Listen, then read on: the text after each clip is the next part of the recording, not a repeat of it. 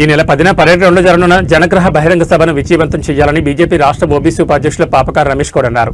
శనివారం ఆయన నర్సాపూర్లో ప్రెస్ మీట్లో మాట్లాడుతూ దేశ ప్రధాని నరేంద్ర మోడీ మన నగరానికి వస్తున్నందున బీజేపీ నాయకులు కార్యకర్తలు ప్రతి ఒక్కరూ పెద్ద ఎత్తున పాల్గొని విజయవంతం చేయాలని ఆయన పిలుపునిచ్చారు. ఈ కార్యక్రమంలో నాయకులు రామరెడ్డి, చంద్రయ్య, రాసు పాల్గొన్నారు.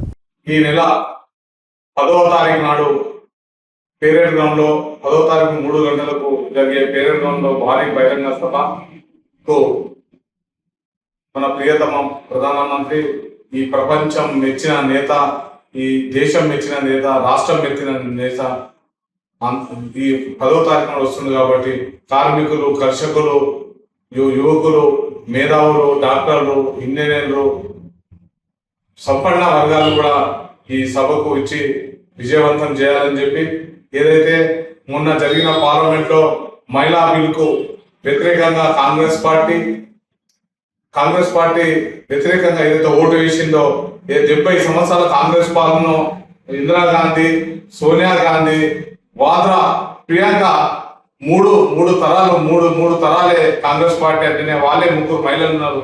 కానీ మన ప్రియతమ ప్రధానమంత్రి ఈ దేశంలో ఉన్న 70 కోట్ల మహిళలకు చట్టసభలలో 33% రిజర్వేషన్ కల్పించడానికి ఎంతో ప్రయత్నం చేస్తే ఆ ప్రయత్నాన్ని మొన్న పార్లమెంట్ లో వాళ్ళు విఘాతం కలిగించి వాళ్ళు ఏదైతే దాన్ని ఓడించారో అది వాళ్ళ విజ్ఞతకే వదిలేస్తా ఉన్నాం.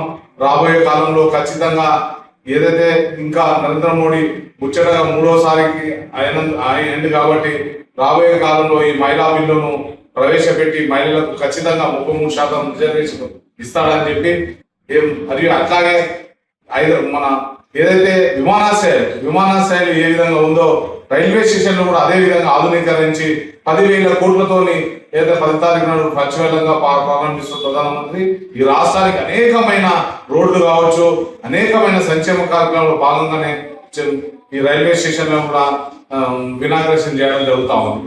దానికి ఈ ప్రజలు, కర్షకులు, కార్మికులు అందరూ కూడా ఈ 10వ తారీఖు నాడు 3 గంటలకు ఏదైతే పేరేడ్ గ్రౌండ్ లో జరిగే ప్రజా ఆగ్రహ సభకు ఖచ్చితంగా హాజరు కావాలని చెప్పి భారతీయ జనతా పార్టీ పక్షాన చేతులెత్తి నమస్కరించి జోడించి చెప్తా ఉన్నాం.